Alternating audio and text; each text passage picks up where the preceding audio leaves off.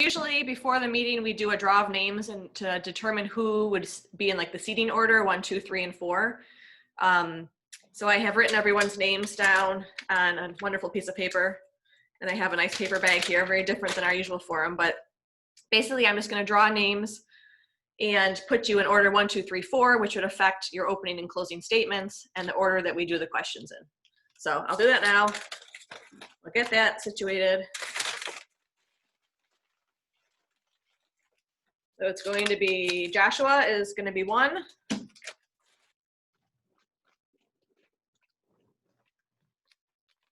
Trisha is number 2.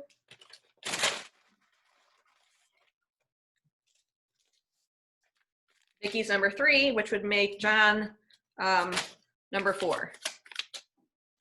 That affects almost more of my record keeping than yours. I will remember. I just have to jot that down really quick so I don't get out of order while I'm going.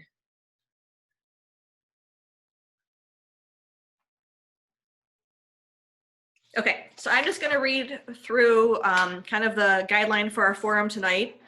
We have 5 candidates running for 3 Board of Election seats. Each candidate is going to have 2 minutes to make an opening statement. We will then have 4 questions, which we will ask each candidate on a rotation basis. The questions were developed by a committee of PTO members. Each candidate will have 90 seconds to answer each question. The timekeeper will hold up a card that says 30 seconds when you only have 30 seconds remaining. The timekeeper will hold up a card that says time is up when your allotted time is over. We will adhere strictly to the time frame that has been developed. Finally, each candidate will have a 2 minutes for a closing statement. This is a meet the candidates forum and not a debate. So we're going to do something a little out of bounds here because you may notice that Dawn Snyder is not on the call tonight. She did send me a statement to read on her behalf before we begin. So this is Dawn Snyder, PTO forum statement. It says, earlier this week, my family learned that my mother tested positive for COVID-19. Following her diagnosis, she was moved from her nursing home to the Catholic Health COVID-19 treatment facility at St. Joseph campus. Earlier today, her condition worsened, and as I was informed, she would not make it past this evening. As her daughter, I was permitted to be with her once it was determined her condition was terminal. As this is read, I am at her bedside. Regrettably, this means I will be unable to attend the PTO forum, and as the rules do not allow me to send a surrogate, I requested this message be read. Once this forum is made available online, I will be putting together a list of responses to the questions asked so you can learn more about me and my record. If anyone watching this forum has any questions for me, don't hesitate to reach out via my Facebook or on my website, votedonsnyder.com. I will personally reply to any questions submitted. It is at tough times like these we're reminded of the importance of family. I am truly blessed to be part of our Clarence Schools family, and I hope in the coming days you'll re-elect me to the school board to continue to serve our community. So that will be all from Dawn this evening. So given the order, it'll be Joshua who does his opening statement first. And as soon as you're ready, you can give us the go ahead and unmute yourself, and Amy will start the timer. All right, great. Thank you very much. I'm Josh Lynch, and I've lived in the Clarence School District for the past 8 years with my wife and 3 young children, elementary and preschool years. Education has really been a priority in my life, but I consider my official start to it by working at the school age programs at Briarwood Childcare over 20 years ago. I've continued my teaching experience by serving on the faculty at ECC, UB, and SUNY Upstate in Syracuse.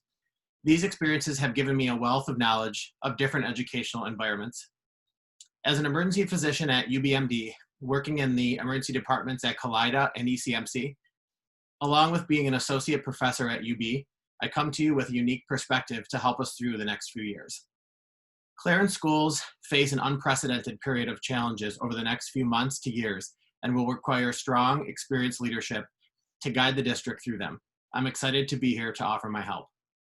We have some significant challenges ahead to work through. Solidifying student and teacher health and safety by navigating through a reasonable and effective reopening plan. With nearly 2 decades of mental and public health experience, I am uniquely positioned to offer guidance to the district to help interpret CDC and state guidelines that will translate into allowing our students to continue to learn in the environment Clarence Schools is known for. Expanding the district's efforts to increase access to mental health and addiction services across the entire age spectrum. I plan to apply knowledge of local and state policies gained during my work with addictions through the creation of the Matters Network, to a program that links all patients of all backgrounds to treatment for mental health and addiction. This includes navigating through grant writing, municipal budget processes, and more. Managing looming state funding cuts. We face additional challenges in the form of state funding cuts. I look forward to sharing lessons learned from the healthcare system, which continually faces similar challenges. Thank you very much, and I look forward to answering the questions. Thank you, Joshua. The next person up for opening statement is Tricia. I would like to first thank the district PTOs for hosting the candidates forum tonight. I sincerely hope the community will take the time to review this forum so that they can make an educated decision when marking their ballots.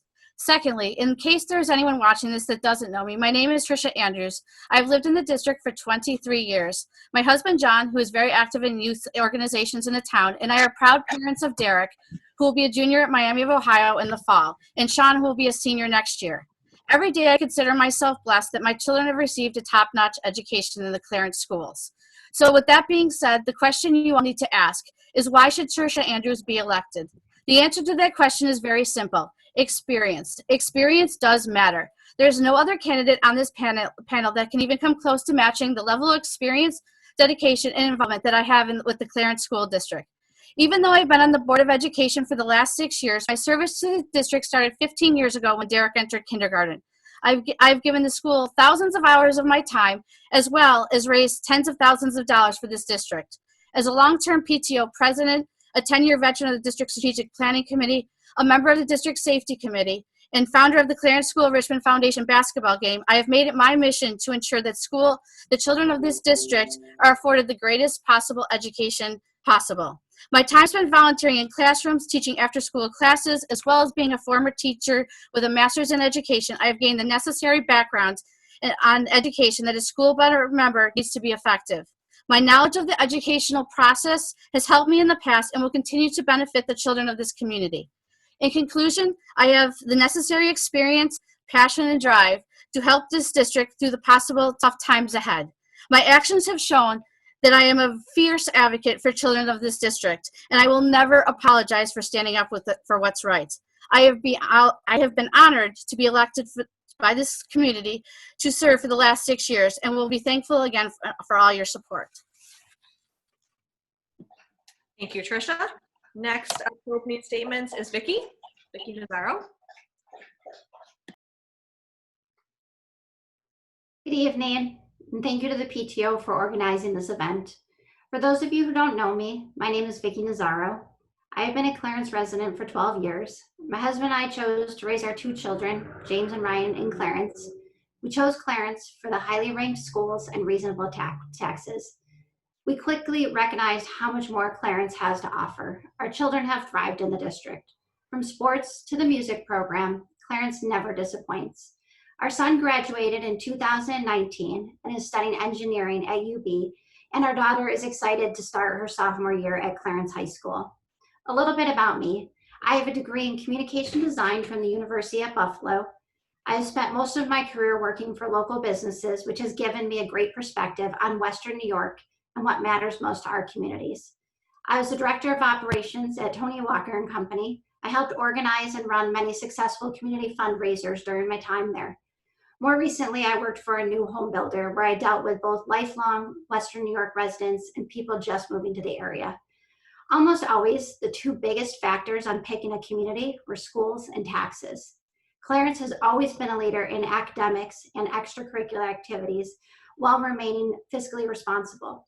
Today, we more than ever need to have a solid board that can come together to express their opinions, come to consensus, problem solve, and move the school and the community forward. We need to reimagine how a school will function while COVID-19 remains a threat. We are living in historic times. Sports fields, gymnasiums, and theater stages lie quiet. Seniors and their families have had to come to terms with the fact that many celebrated achievements cannot take place as usual during this public health crisis. Communities are dealing with record unemployment. Mental health, perseverance, and courage are taking on a whole new meaning. How we handle the next few years will shape the future of our children, our community, which is worth the investment of my time and energy. I look forward to your questions tonight. Thank you, Vicki. And our last up for opening statements is John Patak. Good evening. My name is John Patak, and I am running for a seat on the Board of Education for a number of reasons. In June of 2019, I retired from the Clarence Schools as the Director of Personnel after 18 years of service. The Clarence Schools are near and dear to my heart.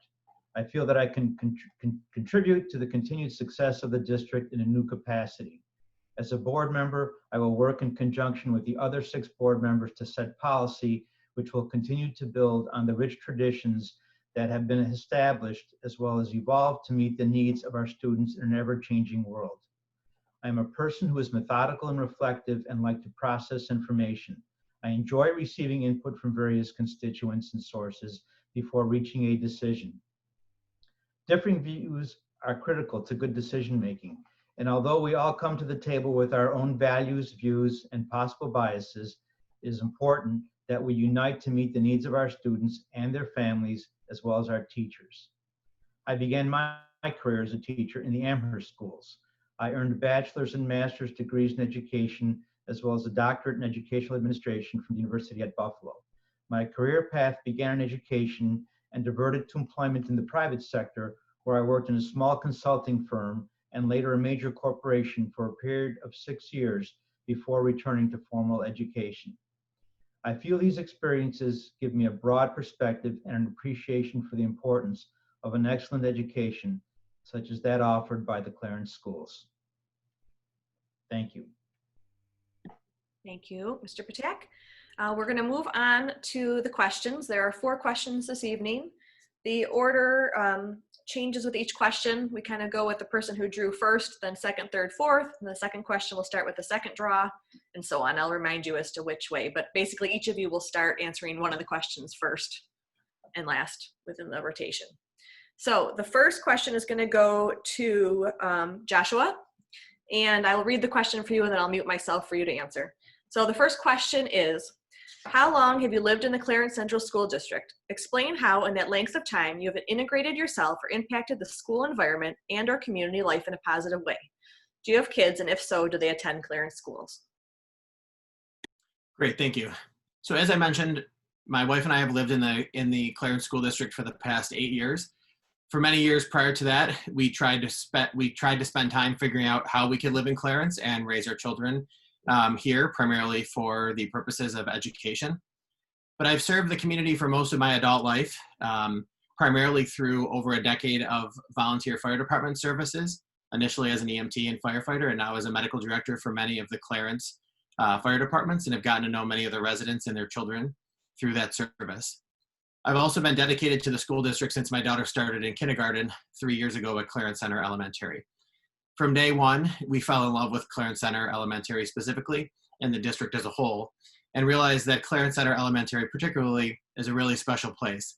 And since then have been very helpful in not only kind of themed activity nights, but also morning programs. And my most enjoyable activity helping with was serving as the DJ at the Color Run, Clarence Center Elementary. We have 3 children. My oldest is at Clarence Center Elementary now, finishing 2nd grade. Our middle child is finishing preschool and will be attending kindergarten at Clarence Center Elementary next year. And my youngest is still a preschooler. Thank you. Thank you. And I wanted to remind you that the format has changed. It's 1 minute and 30 seconds for the answers for Mrs. Carey. I think she knows, but she's on mute, but I know she realized. Okay, so the next person to answer the question is Trisha. Do you want me to repeat the question at all, or are you good? I'm good. Okay. As I said in my opening statement, I have lived in the community for 23 years. Both of my children have gone through Clarence school system and received a tremendous education. I started integrating myself into the schools as soon as my oldest son began kindergarten. A small role of being a room mother in the Harris Hill Elementary set me on a path of service to the district and community. The list is way too long to mention, but some of the important volunteering opportunities I've had is Clarence School Board member, District Safety Committee member, Strategic Planning Committee, School Board Liaison to Harris Hill and Clarence High School, run after-school activities at all 3 elementary schools, Harris Hill PTO President and Vice President, Clarence Middle School Improvement Team, the District's President's Council, Harris Hill Shared Decision Making, and District Music Task Force. My impact on the school goes well beyond the time I have spent volunteering. I have also raised tens of thousands of dollars being the founder of the Clarence Schools Enrichment Foundation basketball fundraiser, which raises $5,000 annually for the students and teachers of the school. Running the Middle School Save Around fundraiser since 2014 that has raised over $15,000 to support the middle school. Running the Chrysler Drive for Kids program for 3 years that raised $20,000 for Harris Hill Elementary, and have cut over 250,000 box tops in my time, which raised funds directly for students. But what I am most proud of is my ability to help the kids. Being someone who elementary students can talk to at after-school classes, and providing exceptional athletic facilities, and being part of the Board of Ed that fought for the turf fields, and also being able to provide additional social emotional support by opening the Family Support Center. Thank you, Tricia. Next up to answer is Vicki. Do you want me to read it again, or are you good? No, I'm good. Okay, thank you. So as I said in my opening statement, I've lived in Clarence School District for 12 years. I have 2 children. My son is a 2019 graduate of Clarence High School, and my daughter is finishing up her freshman year at Clarence High School. My son actively participated in baseball. My husband coached baseball for 7 years. My son played volleyball, golf, and tennis throughout his schooling. My daughter is very active in the Clarence music program, as well as playing on the golf team, and she represented Clarence at a global competition for Destination Imagination. I have been involved in the schools through all my children's school activities, as well as closely monitoring their academics. I have been a dedicated professional in Western New York, working for locally owned companies. My most important role, though, is being a parent. I believe our children are the biggest investment we can make in our future. I have always been a full-time working parent, often working evenings and weekends with children in many different activities. During the times that I had to focus on my family and my career, I was always grateful for those who were able to volunteer their time. There's volunteer organizations like the PTO that add so much value to our schools. There are so many people in the district who are just focusing on putting food on the table and providing for the children as best they can. Now it is my turn to help other families and give back to the community. Thank you, Vicki. Next up is John. Do you need the question reread? I'm all set, thank you. You're welcome. Okay. So my wife and I moved here in 2004. We've been living here for over 16 years. After starting employment here in the Clarence schools in 2001, I realized what a fantastic district this was, and felt this was something, and this was an education that we needed for our son also. So he did start at Sheridan Hill and continued through the middle school and high school, and graduated a number of years ago. He's now a professional himself, a teacher in the Finger Lakes region. And so while he was in school, we were certainly involved. He sang in the chorale, and he was also involved in indoor track, and as well as outdoor track. And so we worked many tables and booths for fundraisers and so on in support of those programs. And of course, I've been involved in many programs myself, only because as an employee, I attended various concerts and various athletic events, football games, basketball games, volleyball games, in support of our students and our coaches. So I've done a lot in that regard, and I think it's a great opportunity to have that experience, and it's all been very good. Thank you very much. The second question will start with Tricia, and the question is, which will be kind of logical for you, but how many board meetings have you attended in the past year, and what have you learned about the function and purpose of the school board? What qualities do you have that would make you an effective board member? The past school year, I have attended 10 board meetings. During my tenure on the board, I have attended 95 Board of Ed meetings, and most importantly, during my tenure on the board, I've only missed 2 meetings. Not only do I attend the Clarence School Board meetings, but I also am a delegate to the Erie County School Boards Association. I regularly attend 10 Erie County School Board meetings and workshops per year. My experience, just from a number standpoint, puts me at the top of the list. And it is an awesome responsibility to be on the Board of Education. As a member, we are responsible for setting policy, approving budgets, and voting on the business of the school. Before all that, school board members are elected to be advocates. We need to be a voice for the students so they not only have access to exceptional education program, but also to be there for them when no one is standing up for them. We need to help ensure the educational program remains on track and ever improving by making sure teachers have the necessary resources to do their jobs effectively. Lastly, we need to make sure every community member has a voice. Not every person in the Clarence School District has a connection to the school, and you need to make sure that you understand the ramifications of every decision you make. To be an effective board member, you have to be able to listen to people and really understand what they are saying. Many times people come to the board with complex issues, and you need to be able to take that time to not understand their issue, but also to form an opinion as to what is the best way to remedy their issue. Secondly, you must have a strong will to stand up for what you believe in. Doing the right thing is not a choice. It is mandatory. If more people spent their time and resources doing the right thing, the community and the world would be a better place. Thank you, Tricia. Next up for this one would be Vicki. Do you need the question reread? No problem. Thank you. I have virtually attended many board meetings throughout the year. We're fortunate that current technology allows those of us with time constraints, such as young children or a demanding work schedule, to watch them online as our schedule permits. The function and purpose of the board is to set policy. For example, the few of the things they focused on this year was the athletic placement policy, the capital project, officially naming our football stadium, and preparing a budget for the voters. My ability to listen, express, and defend my opinions while maintaining a professional and collaborative team dynamic will be an asset to the board. I'm able to support team decisions, which I may or may not personally agree with, for the good of the community. A board that speaks with one voice is key to success. I have a business background in problem solving and negotiating, which are necessary skills to govern responsibly. I will listen to different points of view to come up with a solution that best satisfies all parties involved. It is essential that board members have an open mind and work only for the good of the students, the staff, and the community. Thank you. Thank you, Vicki. Next up will be John. Thank you. I have not attended any board meetings this year, but in the previous 18 years, I attended every board meeting, with possibly the exception of an October board meeting here or there where my state conference conflicted with the board meeting. So I have an intimate knowledge of what occurs at board meetings. I've been involved in providing input to board members throughout my career from my perspective in the HR world, and done various things that have made me well aware of actions. The qualities I have that I bring to the board would be, as I indicated previously, I think I take my time and I like to think about issues. I'm not a knee-jerk reaction type of person.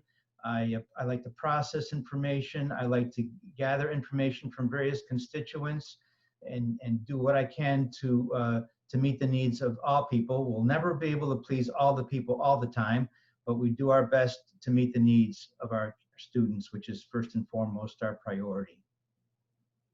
Thank you. Thank you, John. And last up is Josh. Thank you very much. I've had the pleasure to experience many board meetings virtually as well via video recordings, and have had the time and taken the time to review and process both the content, the discussions, and the dilemmas faced by the board and the district as a whole through these meetings.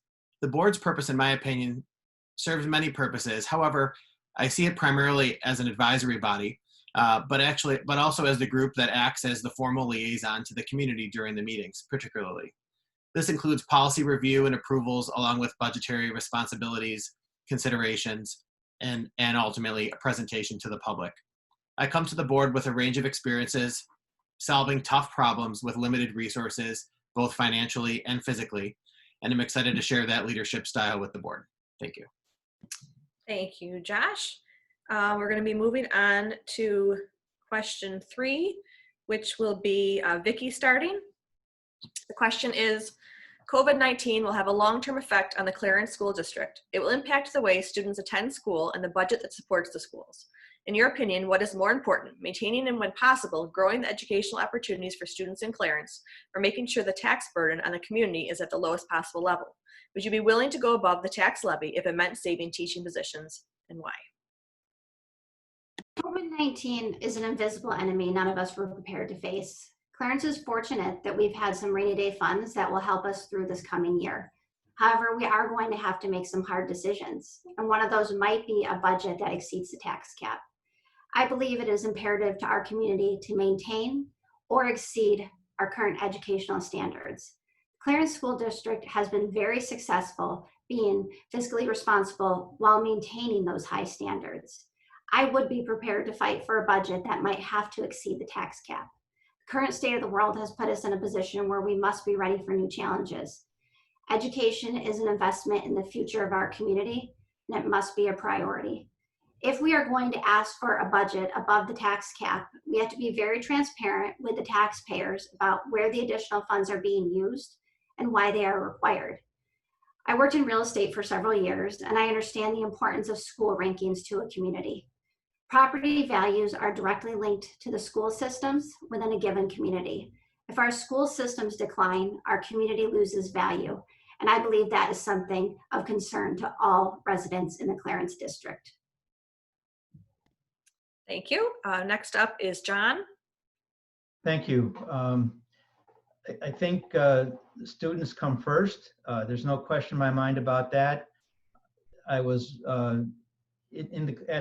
working at the Clarence schools in 2012 when we suffered a budget defeat and ended up with the result was that over 100 people either through attrition or layoff lost their positions, and positions weren't filled. I would never want to see that happen again. It was tragic. It had a significant impact, negative impact on our school district, and would never want to see that happen again. So that begs the question, can we go over the tax cap? I think it all depends on the particular situation and the time and the environment. As I stated in another correspondence through the Keep Clarence Schools Great canvas, I said, it all depends. I don't know how many people here in Clarence have lost their jobs during this time. It's very difficult to say. It's not easy to raise taxes. No one wants to see taxes increase. If it came a time that we had to, and again, it would be a reasonable increase, I would support an over the levy increase, and would not want to see positions cut. Thank you. Thank you, John. Next up will be Joshua. Thank you. COVID-19 has certainly changed life as we know it, and we are unlikely to return to the normal we all once knew. The most important approach is yet to be determined, but preserving the educational experiences and reputation that the Clarence Schools has been known for is certainly paramount. Restructuring both our physical and programmatic school experiences certainly will be necessary. Combining looming state funding cuts with a restructure required as we emerge from this pandemic may certainly cause us no alternative but to cross the tax levy. This will certainly not be done lightly and must be considered to maintain the high quality of educational experiences that we are known for. We have seen what happens when a budget crosses that line and how the public responds. So emphasizing transparency and explaining our thought process will also be necessary. Thanks. Thank you, Joshua. And last up will be Tricia. It's impossible to say which item in the budget is more important. We as school board members have a responsibility to advocate for all the community members. Certainly it is very important to make sure that the educational programs and our extracurricular programs that our students have are of the highest caliber. We absolutely have to make sure that the current and future students have the same or greater opportunities as the students in the past. Saying that, we also have a responsibility to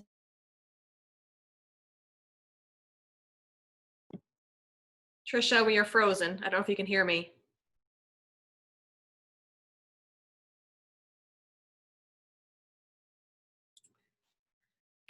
Oh, can you hear me? Yeah, you can't hear me. You might want to start like halfway through where you froze. Do you want me to just start over or? Yeah, you can start over if you want. Okay. All right. Sorry. Froze midway. It is impossible to say which item on the budget is more important. We as school board members have a responsibility to advocate for all community members. Certainly, it's very important to make sure that the educational programs and extracurricular programs that our students have are of the highest caliber. We absolutely have to make sure that the current and future students have the same or even greater opportunities than the students in the past. But saying that, we also have a responsibility to the taxpayers as well. We must balance the need for the educational program, all while maintaining an affordable tax rate. In that regard, I've been part of the Board of Education that has grown the educational program from the latest budget defeat in 2013, all while ensuring that the district is one of the most cost-effective districts in Western New York and in the state. Did you know that in 2019, the Clarence School District had the 12th lowest cost per pupil in Western New York, all while maintaining the top three, being one of the top 3 schools with education results? I have been part of the Board of Education that has achieved this level of efficiency and cost effectiveness.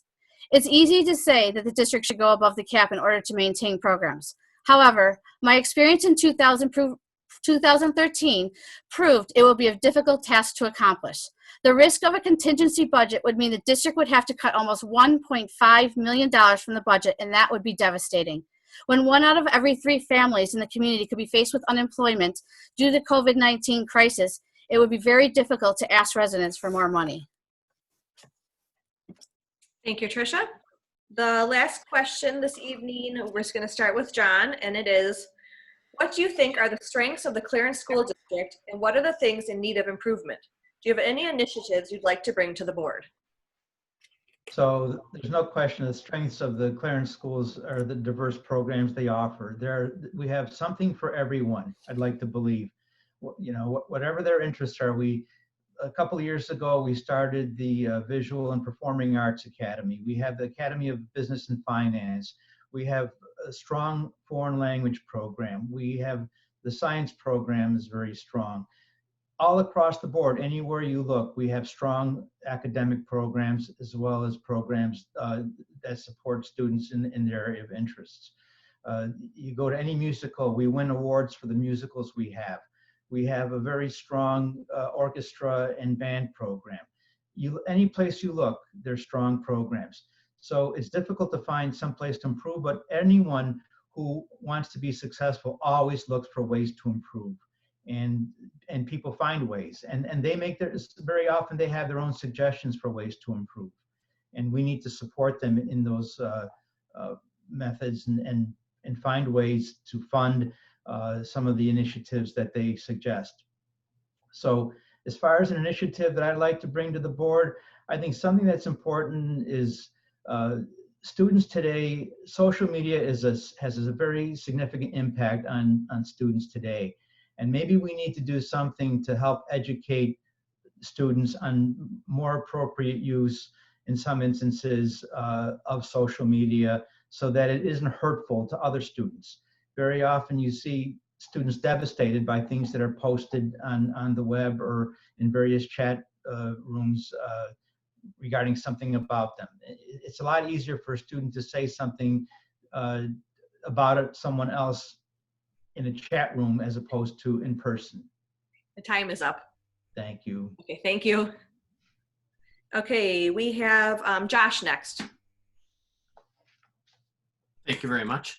So Clarence Schools has been known for a very long time for being a large, well-respected district that serves a uniquely diverse community. We have adapted through the years and generations to offer some of the highest quality, most cost-effective education in New York State. The successes of both traditional academic programs, performing arts, sports, and other activities at Clarence is second to none. My primary effort will be to bring to the board will be utilizing my health leadership experiences by expanding access to mental health services across the age spectrum and offering guidance through the unprecedented time of navigating a COVID reopening plan. Thank you. Thank you, Josh. And next up is Tricia.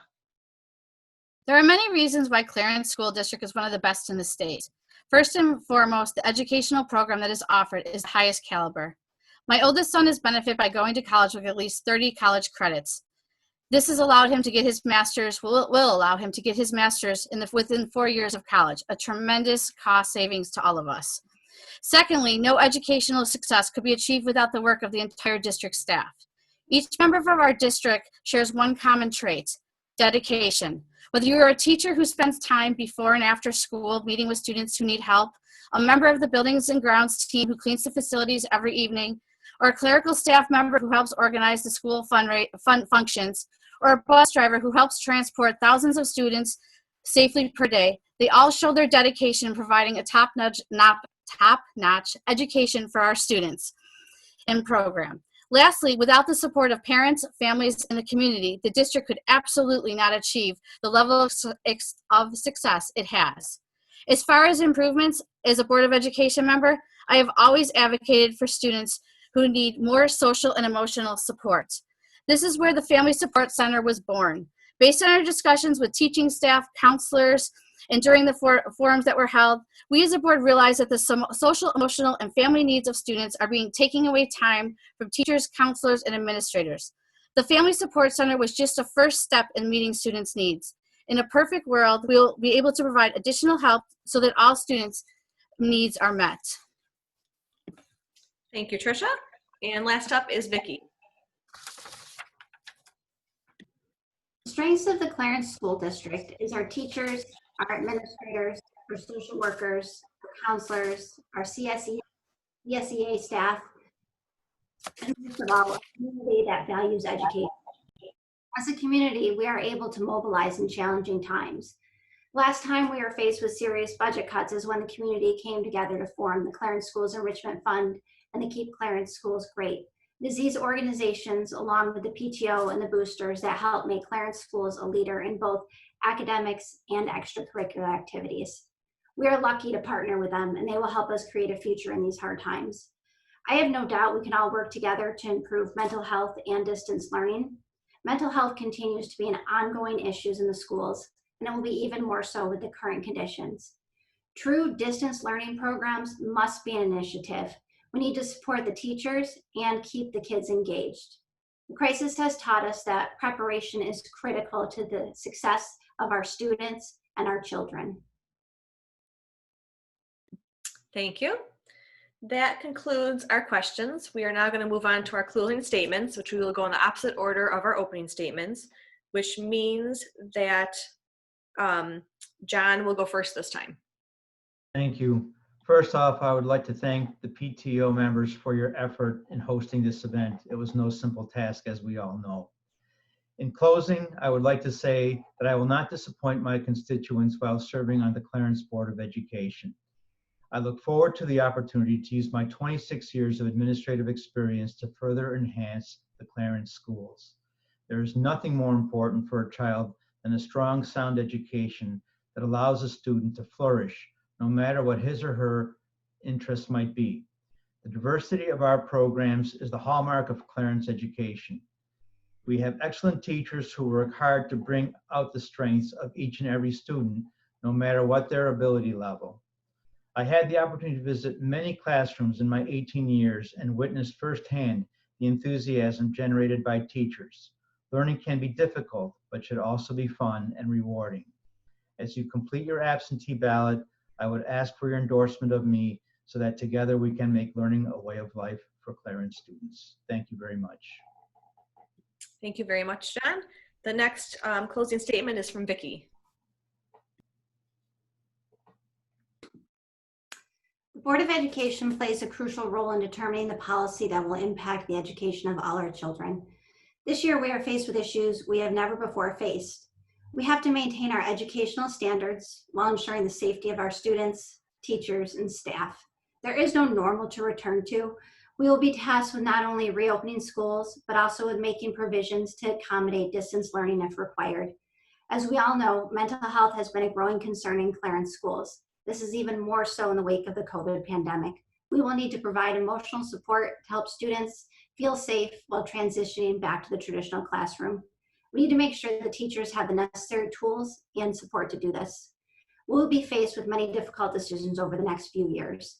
We need to be clear on our district's mission and vision. We need to streamline our district's instructional goals, analyze our students' needs, and understand our district spending habits. My professional experience has given me the necessary skill set to work collaboratively towards these goals with both creativity and compassion. Above all, though, I am a vested parent who understands the needs of the children must come first. In Clarence, we are lucky to have a community that values and supports education, as well as so many volunteer groups who tirelessly support our kids and our teachers. I would be honored to serve our community as a member of the Board of Education. I humbly ask for your vote on June 9th. Thank you for your time tonight. Very much, Vicki. Next up, the closing statement is Tricia. For my closing, I want to take you back to May 2013. If you remember or if you weren't in town at that time, the district was in financial trouble and a defeated budget was on the horizon. I decided to step up and run for the school board to try and protect the educational programs of the school. On the day of the budget vote, I got to the school very early, so as soon as the polls opened, I could start advocating for the budget. It was a really hot day. I stayed out there in the parking lot from sunup to sundown. The only time I left the parking lot the entire day was when I got dragged into the nurse's office because I was dehydrated and overheated. As soon as I felt better, I went back out to my post and kept fighting the good fight. Unfortunately, the budget failed and programs were cut. Undaunted, I decided again to run the following year and was fortunate enough to gain a seat on the board thanks to community support. I have served on this board during the latest resurgence of the Clarence School District. Since the budget was defeated in 2013, many programs have been added back to the budget. The sports program is posting record participation in numbers and results. Our music program has never been better. We have added a state-of-the-art athletic complex and a family support center. Not surprisingly, our educational rankings when compared to similar schools are unmatched, all while remaining one of the most cost-effective districts in the state. My volunteer record and dedication to the school is unmatched. No personal agendas, just fierce advocacy for students and programs. My record speaks for itself. I've dedicated more time to this district than anyone I know. If I don't get reelected, I will stand tall knowing I did everything I could and will be proud to have helped this great district succeed. Due to the COVID crisis, this Clarence School could be entering another dark time and will need dedicated, experienced, and passionate people to lead the district. All you have to do is ask yourself one simple question. Who has a proven track record and the experience to make a difference? The answer is simple, me, Tricia Andrews. Thank you for your time and support, and please remember, experience matters. Thank you, Tricia. And last up for closing statements is Josh. Thank you very much. I'll keep this brief. Thank you to the PTO for hosting this forum. I've truly enjoyed helping you to get to know me, my reasons for pursuing a position on the board, and answering your questions. As we have discussed, we face unprecedented challenges ahead. By navigating through this pandemic, imagining what life and education will look like over the next few months to years, and trying to help mitigate state funding cuts. I look forward to sharing my decades of public health leadership to help the district and community through this process and over these hurdles. We are lucky to have such a dedicated group of staff, students, and community members that support our school to no end, and I have no doubt that we will all come together during the months to come. As a parent, educator, and community leader, I humbly ask you for your absentee vote, which is due June 9th. Thank you again, and I look forward to serving our children, teachers, and community. The best is truly yet to come. Thank you. Thank you very much, Josh. And you kind of stole my thunder. I was going to remind everyone that the absentee ballots are due by June 9th. And I will remind you again that it's not postmarked on June 9th, that is in district's hands by June 9th. Otherwise, it will not count. We're advising people to mail them in by June 4th just to clearly get there in time. I thank all of you for joining me tonight under these extenuating circumstances. And I thank you for sharing your time and your thoughts on the Clarence schools with us. And I hope you have a good rest of your night.